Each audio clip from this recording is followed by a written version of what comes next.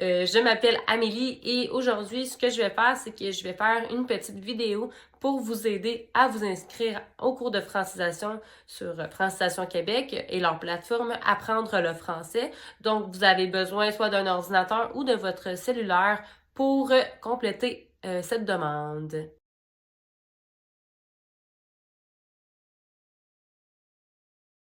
Si vous êtes intéressé par ce cours-là à temps partiel, vous devez avoir des documents en votre possession.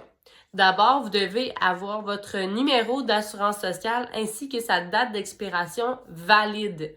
C'est très important, sinon vous devrez aller au Service Canada pour recevoir une nouvelle date d'expiration. Aussi, vous devez numériser votre permis de travail, d'études ou toute autre preuve de résidence canadienne pour poursuivre la demande.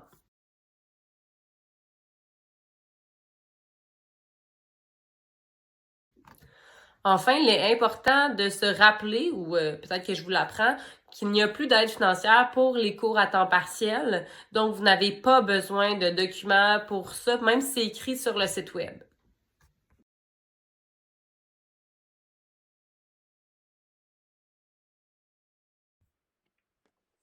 Bonjour à tous.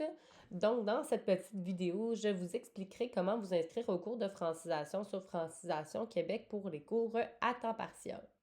D'abord, on ouvre le navigateur de son choix et on inscrit dans la barre en haut Apprendre le français. Ensuite, quelques liens vont s'offrir à nous. Il est important de ne pas prendre le premier lien parce que celui-ci vous mènera vers une page avec plusieurs autres pages. Donc, ça devient trop compliqué et c'est trop long selon moi. Je vous conseille fortement de prendre le second lien d'apprendre le français. Donc, pas celui-ci, mais bien celui-ci.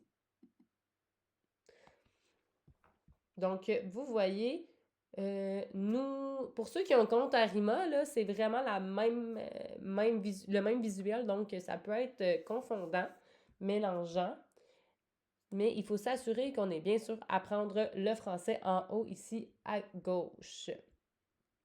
Donc, vous avez différentes options, que ce soit cours de français à temps partiel pour personnes immigrantes et canadiennes de naissance, cours de français à temps complet pour les personnes immigrantes, cours de français à temps complet pour les personnes canadiennes, et cours de français en ligne. Prenez note que le Centre Élisabeth Bruyère, le CEB, n'offre pas de cours en ligne pour l'instant.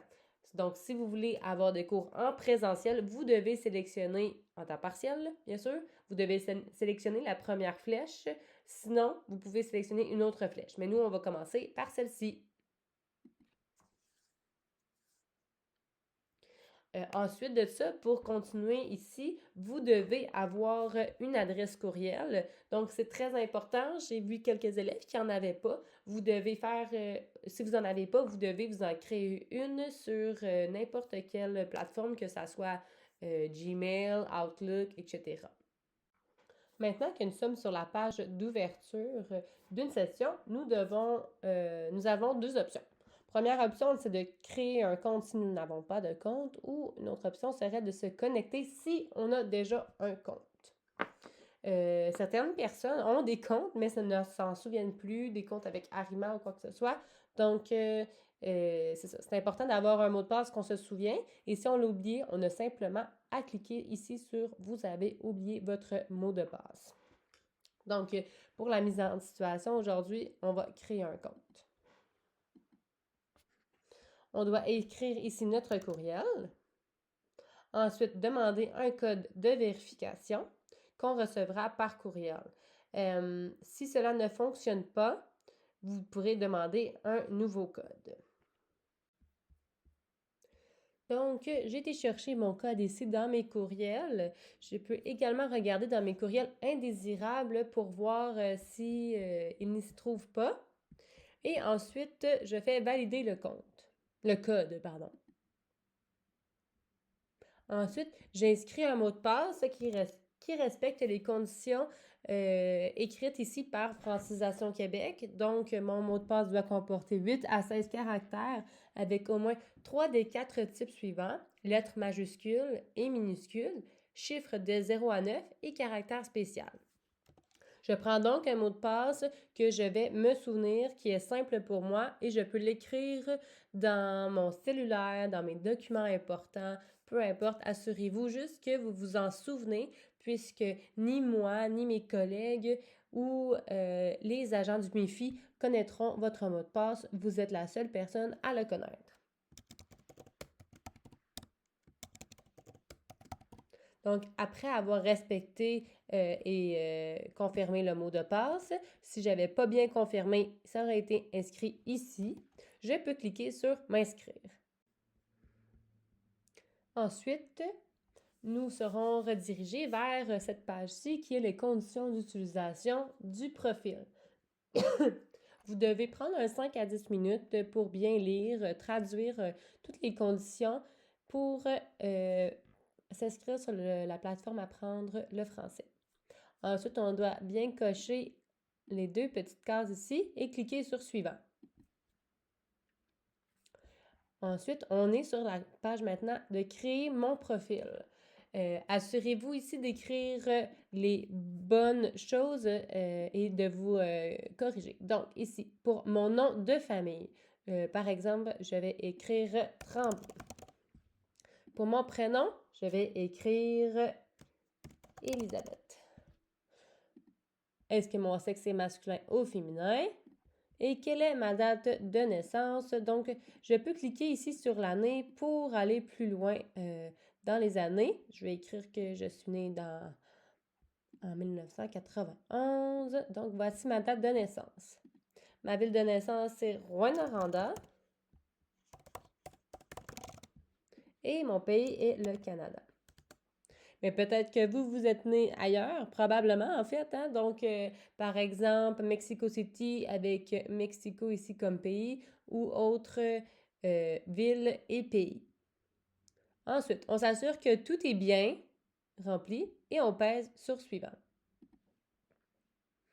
On continue la deuxième section qui est coordonnées. Donc, on va écrire notre adresse ici à Rouyn-Noranda.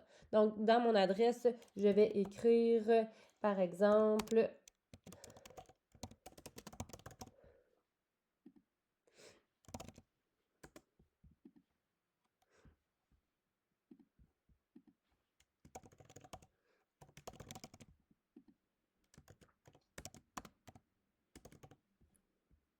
j'écris une adresse fictive et mon numéro de téléphone. Donc, indicatif régional, si vous êtes votre cellulaire est canadien, c'est le numéro 1, sinon c'est un autre.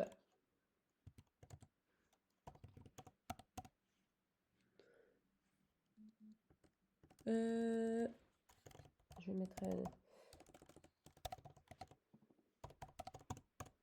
Parfait. Donc, à partir d'ici, je vais faire créer mon profil. Votre profil a été créé avec succès. Vous serez redirigé vers la page d'authentification. Pour accéder à votre dossier, vous devrez saisir votre courriel et votre mot de passe. Donc, on doit quitter. Et ensuite, je rentre mon courriel.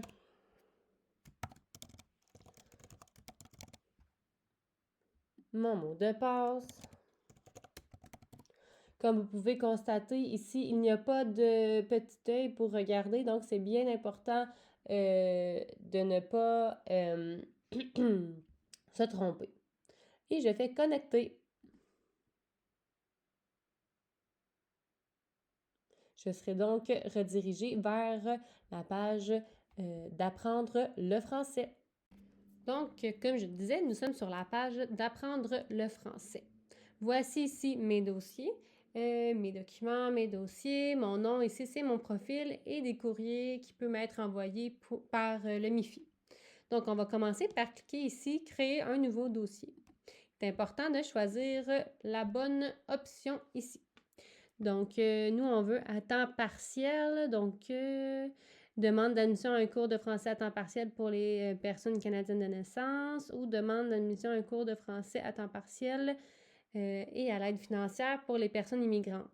Prenez note encore une fois que l'aide financière, il n'y en a plus, mais que le MIFI n'a pas encore modifié son site. Et je crée. Voici ma demande ici. Donc, mon numéro de dossier, vous pouvez l'inscrire à quelque part, mais en fait, il est toujours sur le site web. Donc, pour vous, c'est quand même un numéro important que vous pourrez donner au MIFI ou à la personne qui vous aide à vous inscrire ou peu importe pour faire un suivi de votre dossier. Ensuite, vous voyez ici, il y a des petits icônes verts avec un petit crochet. Ces icônes signifient que vous avez bien rempli ça et que vous devez juste continuer la demande. Vous pouvez vérifier vos renseignements personnels, s'assurer que tout est beau. Et si jamais il y a quelque chose qui ne fonctionne pas ici, je vais cliquer sur mon profil juste ici. Et je peux mettre à jour mes renseignements sur mon identité et modifier quoi que ce soit ici et ici. Donc, je retourne dans mes dossiers et je me retrouve sur cette page-ci qui, en fait, est ma demande. Pour continuer ma demande, je clique sur les 3 petits points et je fais « Poursuivre ma demande ». Donc, ma situation au Canada. Je choisis ici, parmi les différentes options, normalement, la plupart des immigrants, c'est un statut temporaire, permis de travail temporaire, permis d'études temporaires, etc. Si vous avez la résidence permanente, vous pouvez venir sélectionner le statut permanent. Ici, si vous avez un numéro de référence individuelle du ministère de l'Immigration, de la francisation et de l'intégration, c'est le numéro de référence qui commence par un C. Si vous l'avez en main, vous pouvez marquer oui et l'inscrire, et sinon, ce n'est pas plus grave, vous écrirez non et eux vont vous le remettre. Ici, moi, je coche toujours non, c'est plus simple. Donc, cette section est terminée car elle est maintenant en verte. La scolarité maintenant.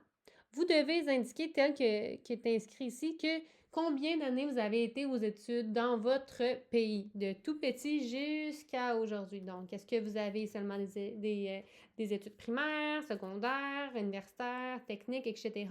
Et prenez note qu'ici, c'est différent. Donc, vraiment comptabiliser 1, 2, 3, 4, 5, 6, etc. années d'études. Donc, pour ma part, j'ai plus de 20 années d'études. Je vais l'écrire comme ça. Ma connaissance du français. Donc, si vous écrivez ici aucune connaissance du français, ça veut dire c'est 0. Automatiquement, vous serez placé dans le niveau 1 et vous n'aurez même pas de test oral d'appel de la part du MIFI pour voir votre niveau. Si vous parlez un peu français, soyez honnête, mettez-le ici débutant. Vous êtes avancé, intermédiaire, encore là, vous pouvez choisir. Mais parfois, on voit des gens qui mettent aucune connaissance du français et quand ils arrivent devant nous, ils sont capables de s'exprimer assez aisément. Donc, juste faire attention ici de sélectionner la bonne option. Puis, pour là où les langues parlées à la maison, vous pouvez les sélectionner celles que vous désirez. Par exemple, moi, je parle français et ukrainien à la maison.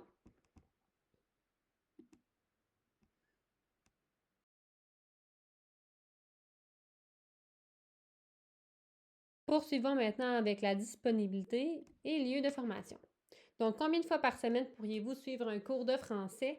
Vous pouvez marquer ici le nombre de fois que vous voulez, mais sachez que ce n'est pas coulé dans le béton, ce qui veut dire que ça sera modifiable par la suite. Par exemple, je vais marquer 3 ou 4 fois par semaine. Je suis disponible les après-midi, les avant-midi et les soirs, dépendamment de ce que vous aurez à m'offrir.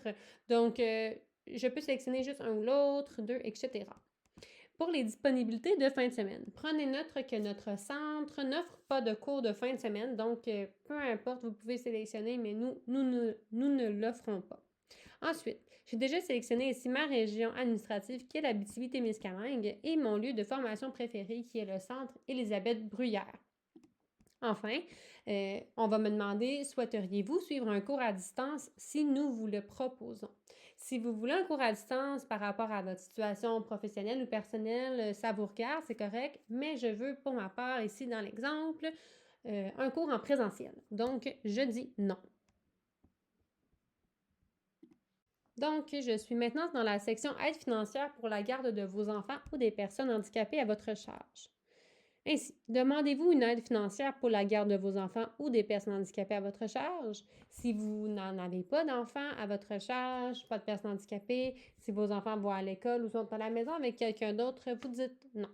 Si vous devez, par exemple, être en cours dans le jour et vous payez un CPE, un service de garde, pardon, ou autre service, peu importe, pour votre enfant ou la personne qui est à votre charge, vous pouvez demander de l'aide financière pour ces frais. Donc ici, vous allez devoir remplir un numéro d'assurance sociale. Évidemment que je n'écrirai pas le mien. Donc, celui-ci n'est pas valide. Ensuite de ça, vous devrez adhérer au dépôt direct. Donc, imprimer cette feuille, s'assurer de toute la compléter et de signer, d'inscrire la date, etc. Assurez-vous de bien comprendre ce document. Ensuite, vous ajouterez ce document à la fin de la demande s'il y a lieu. Vous devez cliquer ici pour inscrire les différentes informations coordonnées par rapport à la personne qui est à votre charge. Et vous allez faire « Ajouter ». Finalement, vous avez ici une déclaration pour la garde des enfants ou des personnes handicapées à votre charge durant votre cours. Donc, assurez-vous de bien lire cette section. Vous pouvez utiliser un traducteur comme d'habitude. Puis quand vous êtes certain d'avoir bien compris et de confirmer le tout, vous pouvez cocher ici. Donc, cette section ici n'est pas terminée parce que je n'ai pas un numéro d'assurance valide, mais sinon, ça serait ici en vert. Donc, moi, je vais juste écrire « Non, je n'ai pas personne à ma charge ». La plupart des gens, c'est non. Et je continue. Accompagnement. Est-ce qu'un organisme ou un établissement scolaire vous a accompagné pour remplir cette demande? Donc, si vous l'avez faite avec un organisme ou quelqu'un d'autre, vous pouvez remplir ici. Sinon, si vous l'avez faite seule, vous cliquez sur « Non », simplement. Enfin, nous allons conclure avec les deux dernières sections, soit les documents et le consentement. Pour ce qui est des documents, ici, il faut ajouter son statut temporaire ou bien sa preuve de résidence ou tout autre document pertinent.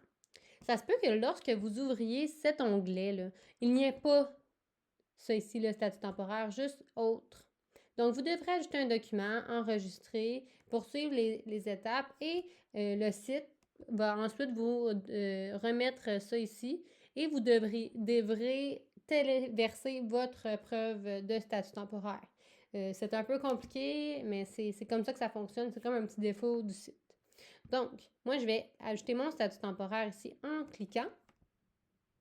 Voici tous les documents valides. Et moi, je vais mettre mon permis de travail. Ici, dans mon descriptif, j'ai écrit permis de travail, joindre.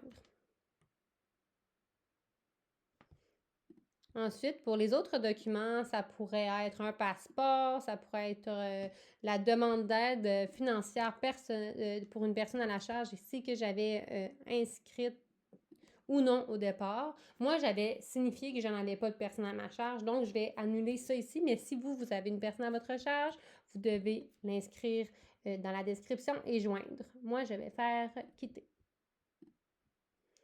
Donc, ma section documents est remplie. J'avais juste besoin de mettre un document.